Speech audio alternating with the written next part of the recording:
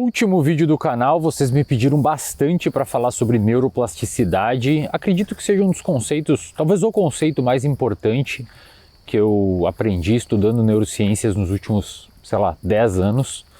E é um conceito que está dentro de tudo. Explica desde como você aprende para um concurso, para passar um concurso, explica como você aprende uma nova língua, explica por que existem os transtornos psiquiátricos, explica suas motivações. Por isso que é um conceito que, uma vez entendido, e eu falei isso no vídeo passado, você vai compreender mais sobre o seu comportamento do que muitos neurocientistas que se formaram e não estudaram tanto neuroplasticidade. Vamos ver o que tem para cá.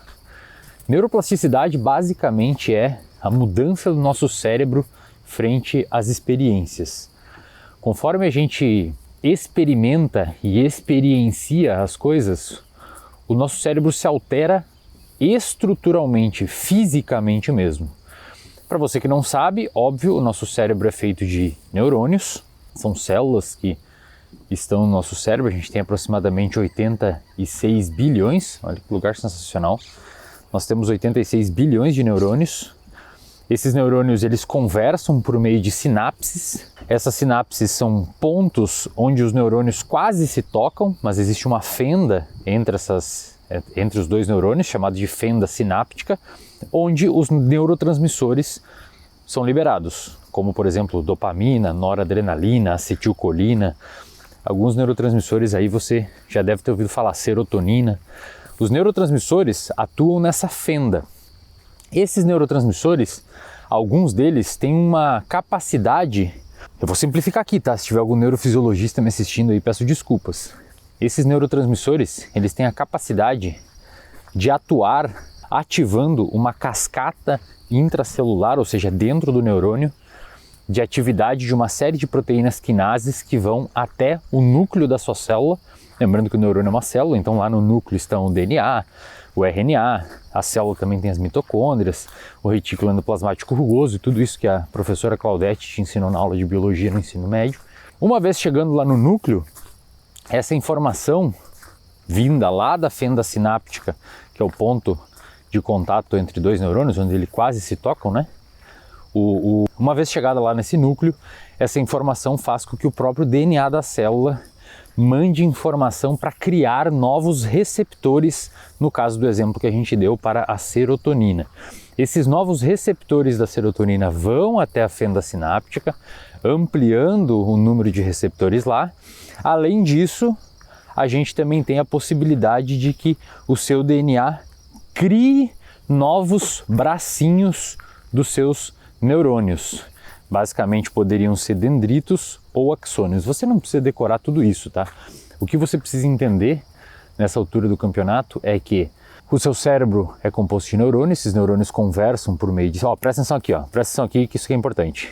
O seu cérebro é composto de neurônios, dentre outras células, mas o que importa para nós aqui são os neurônios.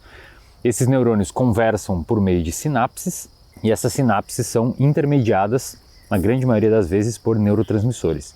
Esses neurotransmissores podem atuar no núcleo do seu neurônio, fazendo com que exista a produção de novos receptores que vão atuar lá na fenda sináptica para receber os neurotransmissores. Além disso, o DNA do seu neurônio pode criar novos fragmentos, novos bracinhos mesmo, novas perninhas nesses seus neurônios, que podem ser dendritos ou axônios, aumentando a complexidade desses neurônios. O que isso, e agora vem a parte importante, o que isso vai resultar em última instância? Depois, uma vez que aqueles neurônios sejam estimulados no nível suficiente para que essa maquinaria toda seja ligada, os neurônios que estão fazendo aquela conexão referente àquela informação, e essa informação pode ser o aprendizado de um padrão motor, essa informação pode ser o aprendizado de um conteúdo explícito, como álgebra, ou filosofia, ou pode ser mesmo uma emoção. Depois eu explico um pouco mais sobre isso. Uma vez que esses neurônios têm essa maquinaria ligada, essa informação vai ficar muito mais fácil de ser ativada novamente no seu cérebro, mesmo com um estímulo menor. Lembra que eu falei? Você tem mais receptores na membrana da fenda sináptica e você pode ter, se o nível de atividade for intenso o suficiente, uma complexidade maior nas células neuronais. Agora, como você tem mais receptores e mais complexidade nas células neuronais, você precisa de um estímulo, presta atenção, você precisa de um estímulo menor para atingir o mesmo tamanho de eficiência de atividade daqueles neurônios. Isso, cara, presta atenção aqui em mim, isso é o aprendizado, isso é memória. Isso se chama memória. A memória é você ligar uma circuitaria neuronal com uma necessidade menor de trabalho dos seus neurônios que estão ligados dentro daquela circuitaria neuronal envolvida por aquela informação. Quem postulou isso, primeiramente, foi um cara chamado Donald Hebb. Caralho, olha isso aqui. Uns bichão aqui, ó. Quem postulou isso, primeiramente, foi um cara chamado Donald Hebb, em 1949, num livro chamado The Organization of Behavior. Ele tem uma máxima que todo mundo na neurociência já deve ter ouvido aí nas pós-graduações, uma frase que diz que neurônios que disparam juntos se fortalecem juntos. Então, quando você está estudando filosofia, quando você está estudando um concurso, quando você está aprendendo malabarismo, que é uma habilidade motora que você antes não tinha, um grupo de neurônio dentro desses bilhões que você tem se ativa, e conforme eles vão se ativando mais e mais vezes, eles aumentam o número de receptores na membrana de forma simplificada, ou aumenta o número de ramificações dendríticas ou axonais, fazendo aqueles neurônios ficarem mais complexos. Uma vez que você tem mais receptor e uma vez que você tem mais arborização dendrítica ou axônio, fica mais fácil você ligar de novo essa circuitaria e, portanto, recuperar aquela informação. Tudo bem? Por isso, quando você pega alguns estudos científicos mostrando, por exemplo, como funciona o córtex auditivo de músicos, os músicos têm um córtex auditivo muito mais complexo em termos de arborização dendrítica e axonal. Os neurônios são muito mais ramificados, é quase como se fossem meio que hipertrofiados, porque os músicos exercitam muito o córtex auditivo. Se você pega o hipocampo de pessoas que memorizam muito, o hipocampo é envolvido por formar memórias, o hipocampo dessas pessoas é muito mais robusto também em termos de arborização dendrítica e complexidade axonal. Se você pega as regiões envolvidas por equilíbrio de um malabarista, são muito mais desenvolvidas. Se você pega regiões envolvidas com línguas de pessoas que aprendem uma nova língua, são muito mais desenvolvidas. Ou seja, neuroplasticidade é isso. O seu cérebro, ele fica mais complexo, ele muda estruturalmente conforme você tem novas experiências. Tá claro até aqui, galera? Espero que esteja claro. Qual que é o rolê agora? Isso não é necessário, eu estou dando os exemplos bons aqui. Mas veja o seguinte raciocínio. Digamos que você está com alguma ansiedade de falar em público. Todo mundo tem, em certo grau, ansiedade social. Algumas pessoas mais, outras menos. Mas é normal a gente ter medo de falar para a multidão, fazer uma apresentação para um monte de gente. Agora imagina que você evita falar em público. Você se esquiva de falar em público. Foi bom se esquivar de falar em público. É agradável, você evitou um perigo, apesar de provavelmente ter acarretado alguns problemas sociais ou profissionais para você, porque falar bem em público é necessário em muitas profissões, etc. Mas você se esquivou, foi gostoso. Quando você sentiu esse reforço, tipo, ufa, não vou precisar fazer aquilo, os neurônios do seu sistema de recompensa se ativaram, eles entenderam aquilo como algo bom e eles aumentaram a sua complexidade. Isso faz com que, da próxima vez, fique novamente mais fácil você se esquivar para falar em público, porque o seu cérebro se aperfeiçoou. Conforme você for fazendo isso de maneira repetida, o seu cérebro vai ficar muito bom em se esquivar. Isso ocorre também com procrastinação, isso ocorre também com até mesmo com ansiedades de uma maneira geral. Você vai se esquivando, você vai mostrando para o seu cérebro que aquilo ali é uma coisa que funciona e, portanto, ele tem que armazenar aquela memória, é uma memória. Quando você vê um cérebro de uma pessoa com depressão há 30 anos, é um cérebro neuroplasticamente falando muito bom em ser deprimido, porque é um padrão que já se cristalizou. Então é verdade que para tratar uma pessoa que tem uma depressão que não foi tratada por 30 anos, é muito mais difícil do que você tratar uma pessoa que abriu o quadro de depressão 4 meses atrás.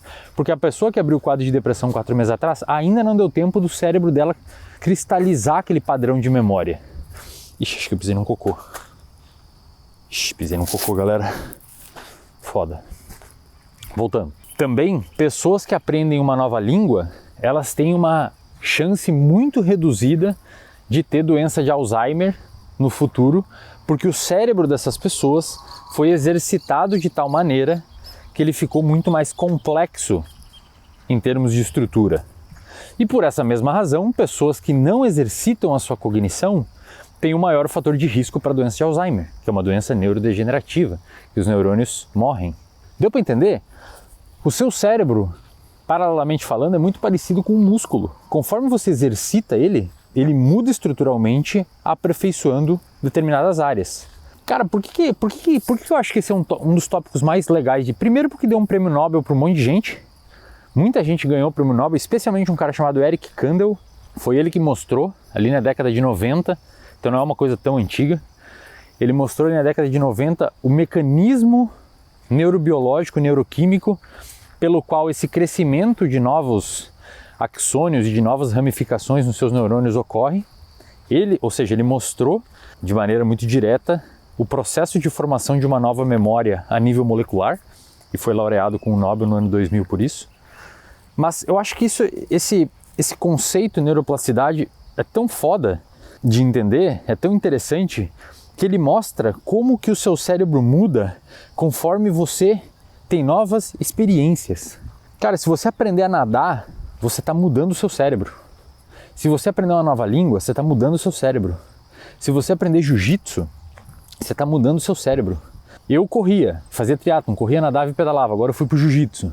É outro esporte, eu preciso ter muito mais noção corporal, preciso ter mais noção de reflexo. Os meus neurônios, nas áreas responsáveis por orientação corporal, equilíbrio em diferentes eixos, explosão, raciocínio, são neurônios que estão trabalhando para se aperfeiçoar, mudar estruturalmente para permitir que eu tenha uma resposta adaptada àquele esporte.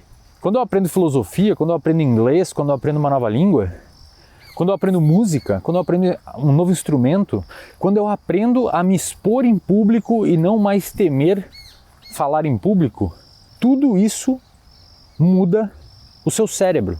Estruturalmente, cara, fisicamente, via atividade de neurotransmissores inicialmente, que vão até o seu DNA, fazendo com que o seu DNA ligue uma maquinaria que em última instância vai culminar no aumento de receptores na membrana e no aumento das ramificações axonais dendríticas. Cara, ó, presta atenção aqui agora, presta atenção, vem cá comigo. Vocês entenderam o que eu tô dizendo? O que eu tô dizendo é que se comportar, fazer as coisas, se comportar, agir, muda o seu, ativa o seu DNA. Se comportar, não é que muda o seu DNA, ativa o seu DNA. Atua lá dentro do seu núcleo, do seu neurônio, fazendo com que esse neurônio tenha uma especialização para adaptar você àquele novo estímulo. É por isso que eu tenho a máxima dentro do reservatório de dopamina. Os meus alunos do RD sabem disso. A minha máxima lá no RD, além de falar sobre sono, hábito, tudo isso, tem aula de neuroplasticidade lá, muito mais complexa. Inclusive, um dos principais livros-texto de neurociência, livro acadêmico de neurociência, a gente tem aula de todos os capítulos do livro, incluindo os capítulos de neuroplasticidade. Mas a minha máxima lá é, além de aprendedor, de você ser aquela pessoa que gosta de aprender e estudar, você tem que ser um fazedor. Você pode estudar todas as técnicas do jiu-jitsu, descobrir todas as técnicas, decorar todas elas, mas você só vai mudar a estrutura do seu cérebro nos componentes motores que dizem respeito à ação do jiu-jitsu quando você fizer jiu-jitsu.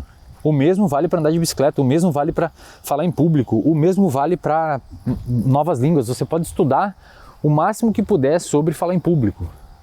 Você vai mudar as áreas envolvidas com o aprendizado teórico de falar em público. Mas para mudar o comportamento de ficar tranquilo ou ficar menos ansioso quando você for falar em público, isso só vai ocorrer se você se comportar. Isso é neuroplasticidade, cara. Eu de verdade, eu espero que tenha ficado claro. Eu saí aqui para minha caminhada para ouvir música. Tô ouvindo Redemption, tava ouvindo, né? Redemption Song do Bob Marley. Adoro essa música, caminhar de manhã ouvindo ela. Eu pensei, vou gravar aquele vídeo de neuroplasticidade. Então não fiz roteiro, cara. Tô indo aqui no meu feeling do que eu acho que é razoável vocês entenderem. De novo, convidei da outra vez já, mas convido de novo, façam parte do RD. Se vocês acham que esse conteúdo é legal, imagina o que tem lá dentro, são mais de 160 aulas minhas lá. para você assistir, rever, aula sobre memória, neuroplasticidade, hábitos, tem tudo isso. E uma motivação para você ser um cara mais fazedor, né? E não só aprendedor. Espero que tenha ficado claro. Deixa o like aí se você gosta desse conteúdo um pouco mais complexo, que eu volto a trazer aqui para vocês novas explicações sobre sistemas. Desculpa aí o vídeo ter ficado longo.